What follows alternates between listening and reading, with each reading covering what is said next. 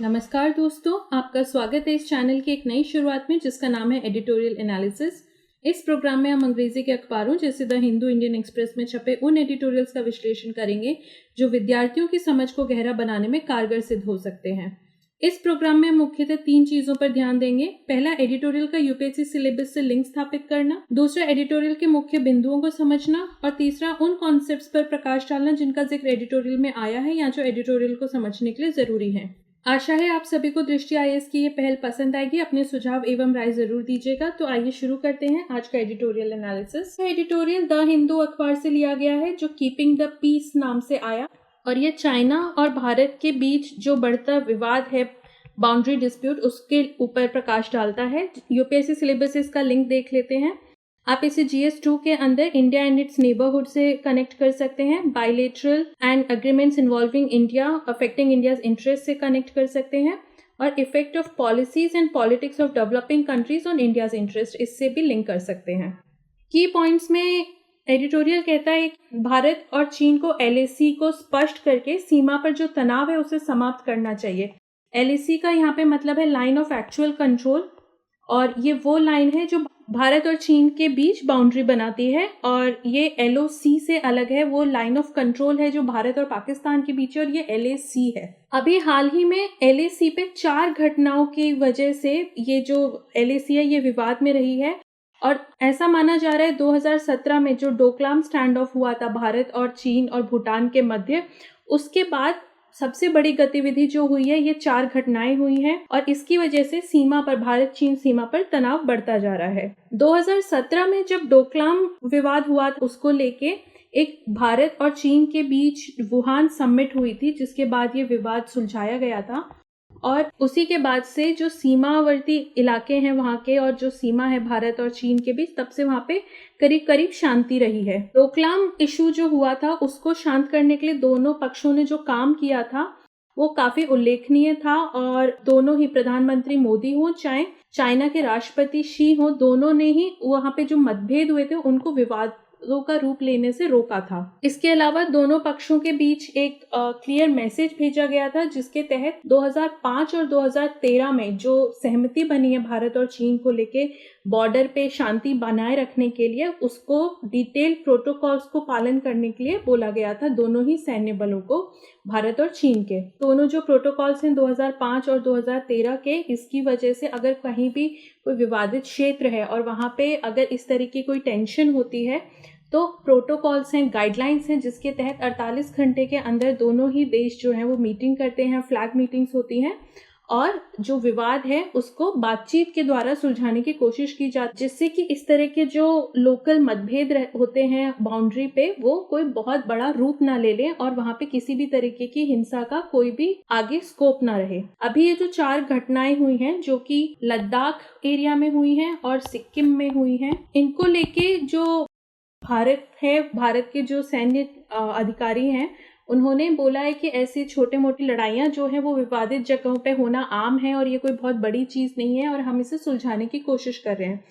जहाँ पे भारत ने शांति बहाल करने के लिए इस तरीके का एक स्टेटमेंट दिया, वहीं चाइना ने बोला है कि भारत जो है वो LAC को अपनी तरफ से बदलने की कोशिश कर रहा है। तो आप समझ सकते हो कि जहां भारत जो है वो इस तरीके की लड़ाइयों को सुलझाने की तरफ नियत रखता है, वहीं चाइना जो है वो ऐसे विवादों को अब बड़े तौर पे उठाने की कोशिश कर रहा है। ये जो विवाद हुआ है उसे मैप में देख लेते हैं। तो यहाँ पे अगर आप देखो, ये लेह लद्दाख है, आपका लद्दाख की जो नई UT बनी है, और जो पहला विवाद हुआ है वो 5 मई को पैंगोंग सो एक नामक लेक है यहाँ पे, वहां पे हुआ है। और ये पैंगोंग सो नामक जो लेक है ये इसलिए जरूरी है क्योंकि यहाँ से आप अगर देख पा रहे हो इस मैप में, तो लाइन ऑफ एक्चुअल कंट्रोल पास करती है। तो ये अकेली ऐसी जगह है जहाँ पे सीमा जो है भारत और चीन के बीच की वो पानी से निकलती है। जो है ये अक्सई चिन जो एरिया है जो कि चाइना ने ऑक्यूपाई किया हुआ है, उसे कंट्रोल करने की कोशिश करता है। यहाँ पे जैसे ये लेक है, उसमें अगर आप उत्तरी दिशा से देखोगे तो इस तरह से पहाड़ बने हुए हैं जिनके एक्सटेंशंस नीचे आती हैं, और इनको फिंगर्स ऑफ लेक कहा जाता है। तो अगर फिंगर्स ऑफ लेक नाम का कोई क्वेश्चन आए तो ये पैंगोंग लेक में है। और यहाँ पे पहाड़ों की ये जो जगह है, ये कुछ जगह जो है भारत के अंडर आती है, कुछ चीन के अंडर आती हैं। दूसरा जो विवादित स्थल रहा है वो सिक्किम के नॉर्दर्न बॉर्डर पे हुआ है। एक जगह है नाकुला, यहाँ पे हुआ है, और ये जो है ये इंडिया चाइना बॉर्डर का ईस्टर्न सेक्टर है और ये वेस्टर्न सेक्टर में हुआ है। ये जो 4 घटनाएं हुई हैं ये इन 2 जगह पे हुई हैं, एक तरफ ईस्टर्न सेक्टर में और एक तरफ वेस्टर्न सेक्टर में। इसके पीछे क्या मंशा है चाइना की, इसको एडिटोरियल आगे बताता है। दरअसल लद्दाख में जो स्टैंड ऑफ हुआ है भारत और चीन की आर्मीज के बीच, वहां पे ऐसा प्रतीत होता है कि भारत जो सड़क निर्माण कर रहा है जोर शोर से, उस निर्माण को बाधित करने के लिए चीन ऐसे हथकंडे अपना रहा है। क्योंकि चीन जो है वो अपनी तरफ की सीमा रेखा पे बहुत इस तरह के सड़कें, हाईवे सब बना चुका है, मोटरेबल रोड्स हैं उस तरफ, लेकिन भारत जब ऐसे करने की कोशिश कर रहा है तो चीन जो है इसके बीच बखेड़ा करने की कोशिश कर रहा है, जिससे भारत अपना इंफ्रास्ट्रक्चर तैयार न कर पाए बॉर्डर एरिया में। ये जो विवाद है ये बेसिकली पिछले साल से भारत ने जो ये दुर्बुक्षयोग दौलत बेग ओल्डी सड़क मार्ग का निर्माण की क्रिया जब पूरी की है तब से शुरू हुआ है। और डीबीओ जो है दौलत बेग ओल्डी, ये नाम आपको याद रखना होगा क्योंकि डीबीओ जो है दौलत बेग ओल्डी रोड, ये काराकोरम हाईवे को भी जोड़ती है और इसलिए भारत के लिए बहुत जरूरी है। यहाँ पे भारत ने एक हवाई पट्टी का भी निर्माण किया है, इसकी ऊंचाई 16,000 फीट है। तो जब से ये हवाई पट्टी का निर्माण हुआ है और ये दुर्बुक्षयोग डीबीओ रोड का जब निर्माण हुआ है, तब से चीन जो है वो बोल रहा है कि भारत जो है वो LAC में एंटर करने की कोशिश कर रहा है चीन की तरफ से। अब अगर हम मैप देखें तो आप समझेंगे कि ये जो बात है चीन की, ये जो क्लेम है चीन का, ये कितना बेबुनियाद है। तो यहाँ पे अगर आप मैप में देखें, ये जो एरिया है ये पूरा अक्साई चिन है जो कि चीन के पास है, और यहाँ पे ये लाल रंग की जो लाइन जा रही है ये लाइन ऑफ एक्चुअल कंट्रोल है, LAC है। दौलत बेग ओल्डी नामक जगह है, यहाँ पे भारत ने रोड का निर्माण किया है जो काराकोरम पास से भी कनेक्ट करती है। काराकोरम पास से कनेक्ट करने का मतलब इस पास से कनेक्ट करते ही ये चाइना का जो सिंकियांग प्रोविंस है वहां से कनेक्ट होती है। 2013 में जो विवाद हुआ था, अगर आप यहाँ पे देखें 2013 में, ये दौलत बेग ओल्डी रोड और ये काराकोरम पास, और ये एक जगह है राकी नाला, यहाँ पे चाइना ने कब्जा कर लिया था और दौलत बेग ओल्डी से करीब 30 किलोमीटर नीचे चाइना ने अपना डेरा बसा लिया था यहाँ पे, जिसकी वजह से ये आपका दौलत बेग ओल्डी है और यहाँ पे चाइना ने अपने शिविर तैनात कर दिए थे, जिसकी वजह से तब से चाइना जो है वो यहाँ तक भारत में अंदर घुस के पेट्रोलिंग करता है। और यहाँ पे जब भारत अपने रोड निर्माण करने की कोशिश कर रहा है हवाई पट्टी की, तो चाइना कह रहा है कि भारत जो है एक तरफा LAC को बदलने की कोशिश कर रहा है, जो कि आप मैप से भी समझ सकते हैं कि ये बात बहुत ही बेबुनियाद है। यहाँ पे लाइन ऑफ एक्चुअल कंट्रोल पे जो डायनामिक्स हैं वो बदल रहे हैं, समीकरण जो बदल रहे हैं, उसकी वजह से इस तरह के विवाद बार बार उठ रहे हैं। जैसे कि आपको पता होगा कि भारत अपनी सड़कों का उन्नयन कर रहा है क्योंकि चीन पहले से ही यहाँ पे क्षेत्रीय और बुनियादी सुविधाओं का लाभ उठा रहा है। पहले ही इंफ्रास्ट्रक्चर, रोड और रिसोर्सेज चीन ने वहाँ पे लगा दिए हैं, और जब भारत अब वही कर रहा है जिससे कि भारत भी किसी नुकसान में ना रहे, तो बीजिंग को ये लग रहा है कि इस तरीके का कार्य करने की आज़ादी भारत को नहीं है, ऐसा कोई अधिकार भारत के पास नहीं है और भारत को ऐसा नहीं करना चाहिए। इसीलिए ये ज़रूरी है दिल्ली के लिए, भारत के लिए, बीजिंग को ये याद दिलाना कि एक बुनियादी सिद्धांत है जो कि 2005-2013 जितने भी हमारे समझौते हुए वहाँ पे भी रेखांकित किया गया है कि दोनों पक्षों को आपसी एवं समान सुरक्षा का अधिकार है। अगर चीन वहाँ पे रोड बना सकता है, इंफ्रास्ट्रक्चर बना सकता है, तो भारत भी ऐसे कदम उठा सकता है अपनी सुरक्षा के मद्देनजर। आगे एडिटोरियल इस विवाद को सुलझाने के लिए कौन से कदम उठाने चाहिए उस बारे में बात करता है।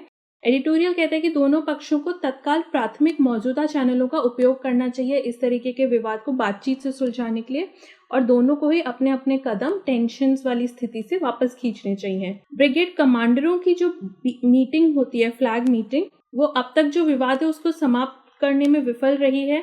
इस तरीके की जो लगातार घटनाएं हो रही हैं ये इस बात को रेखांकित करती हैं, इस बात को मजबूती प्रदान करती हैं कि अभी जो मौजूदा तंत्र है LAC पे इस तरीके के विवाद सुलझाने के लिए वो बहुत दबाव में आ चुका है।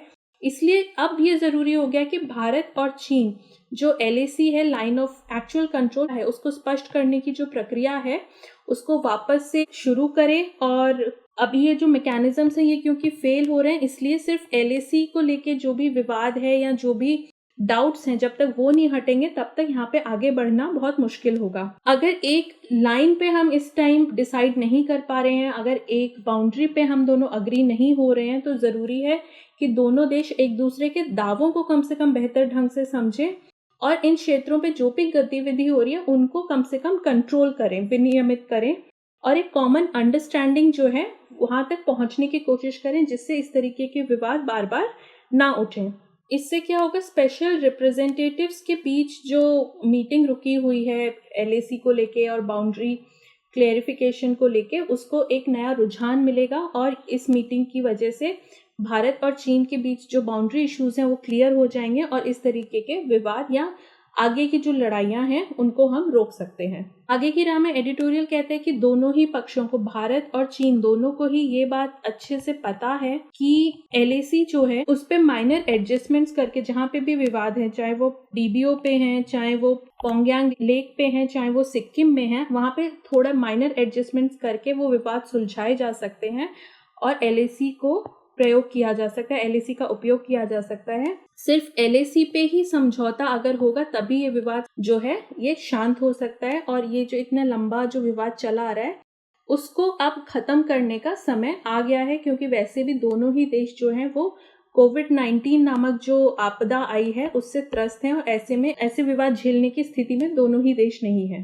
की कॉन्सेप्ट्स पे देख लेते हैं कि भारत और चाइना के बीच 2005 और 2013 में जो अग्रीमेंट साइन हुए उनके क्या प्रोटोकॉल्स हैं। पहले 2005 में यहाँ पे कॉन्फिडेंस बिल्डिंग मेजर के तहत भारत और चाइना में जो प्रोटोकॉल साइन हुआ था उसमें कहा गया था कि दोनों ही देश एक दूसरे के प्रति ना तो फोर्स यूज करेंगे और ना ही ऐसी कोई धमकी देंगे फोर्स यूज करने की, और एक दूसरे को इज्जत से ट्रीट करेंगे, कर्टसी से ट्रीट करेंगे और ऐसा कोई भी काम नहीं करेंगे जो उकसाने के काम आए युद्ध की तरफ। इसी तरह का एक border defence cooperation agreement sign हुआ है 2013 में और इसके तहत दोनों ने ये माना था कि लाइन ऑफ एक्चुअल कंट्रोल के पास जितनी भी विवादित जगह हैं वहां पे बॉर्डर टेंशन्स कम करनी है और आर्मी फेस ऑफ को बढ़ावा नहीं देना है। अपनी मिलिट्री कैपेबिलिटी जो है उसको यूज नहीं करना है दूसरी साइड को अटैक करने में। इसके अलावा ये अग्रीमेंट हुआ था कि भारत और चीन के बीच बॉर्डर डिफेंस कॉपरेशन रहेगा। जो भी अभी तक के लॉज हैं, नियम हैं या कोई भी बायलैटरल एग्रीमेंट हुआ है उसके तहत जो भी प्रोविजंस हैं उसको लेके बॉर्डर डिफेंस कॉपरेशन रखा जाएगा और बॉर्डर पे किसी भी तरह के तनाव नहीं स्वीकारा जाएगा। दोनों ही कंट्रीज एक दूसरे को ना फॉलो करेंगी, एक दूसरे के सैन्य बलों को ना पीछे घूमेंगी, ना जबरदस्ती एक दूसरे के विवादित इलाके में घुसने की कोशिश करेंगी। ये जो अग्रीमेंट हुआ है इसको लेके अभी भी कुछ कंसर्न्स हैं, क्योंकि अभी जो एग्जिस्टिंग मैकेनिज्म है, जैसा कि हमने देखा कि विवाद बार बार उठ रहे हैं, तो ये स्ट्रेस में आ चुका है और जितनी भी फ्लैग मीटिंग्स होती हैं ब्रिगेड कमांडर्स के बीच वो इस तरीके के विवादों को सुलझाने में असमर्थ हैं। तो अब ये मौका है कि एलएसी का जो है एक परमानेंट सोल्यूशन ढूंढ लिया जाए जहां पे दोनों ही लोग अग्री करें। 4 स्टेट्स में भारत और चाइना जो हैं वो बाउंड्री शेयर करते हैं। भारत के 4 स्टेट्स में हिमाचल प्रदेश, उत्तराखंड, सिक्किम और अरुणाचल प्रदेश। इसके अलावा लद्दाख की यूनियन टेरिटरी में चाइना भारत जो है बॉर्डर शेयर करते हैं। जो विवाद है वो 3 जगह पे हम मान सकते हैं, वेस्टर्न सेक्टर, मिडिल सेक्टर और ईस्टर्न सेक्टर। तो जो वेस्टर्न सेक्टर का विवाद है ये 2150 किलोमीटर लंबी आपकी बाउंड्री है, इसके ऊपर है और यहाँ पे जो है चाइना के ऊपर ये आरोप लगता है कि इलीगली यहाँ ने भारत का अक्सई चिन नामक एरिया जो है ये हथिया रखा है। यहाँ पे 1962 की लड़ाई के बाद से दोनों ही जो देश हैं वो विवाद में उलझते रहते हैं।